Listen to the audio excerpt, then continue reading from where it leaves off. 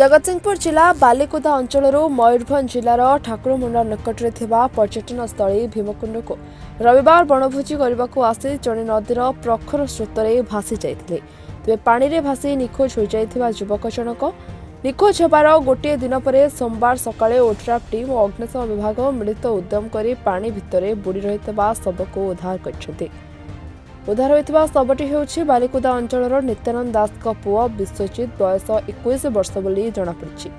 सूचना अनुसार बालिकुदा अंचल ज्योति मोटर्स 17 जन कर्मचारी पर्यटन स्थली भीमकुंड को बनभोजी करने को आसते गतकाली दिन प्राय गोटाए समय बैतरणी नदीर भीमकुंड उपर मुंडे से केते जन नदी पानी रे गाधोउथिले सेमानक मध्यरे गाधोउथिबा विश्वजित नदी स्रोत में पानी रे भासी जाई निखोज हो जाइथिले।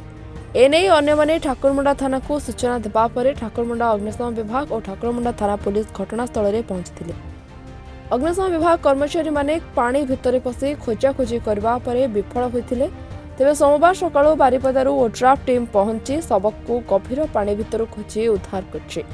घटनास्थल में ठाकुरमुंडा बीडीओ स्वप्नेश्वर बेहेरा तहसीलदार संबित कुमार कर उपस्थित रही।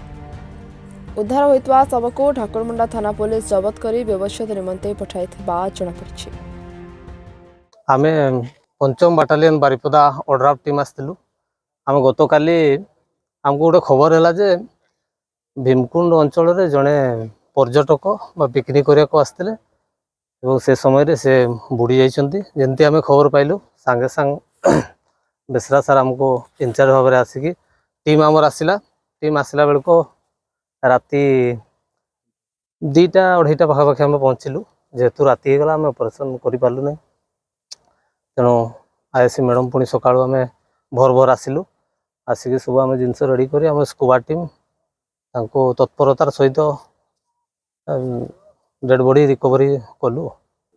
आज्ञा आम तो जिते आसिलु पहाड़ पथर एरिया गाड़ी रहा आमर बहुत खंडे बाट रहीगला जिनपतर जहाँ हो आईएससी मैडम को माने सहयोग रे आमे जिनस गुड़ा सब आनिकी सब इनस्टॉल करी बहुत असुविधार सम्मुखीन हलु। तथापि आम से गुड़ा जेहेतु आम रेस्क्यू दल असुविधा सब जगार फेस करिया पड़े से असुविधा को आम केमती सुरखुर भाव में कामटा कलु एवं रिकवरी कलु। करंजियारो बसंत कुमार सोरेन का रिपोर्टर्स टुडे।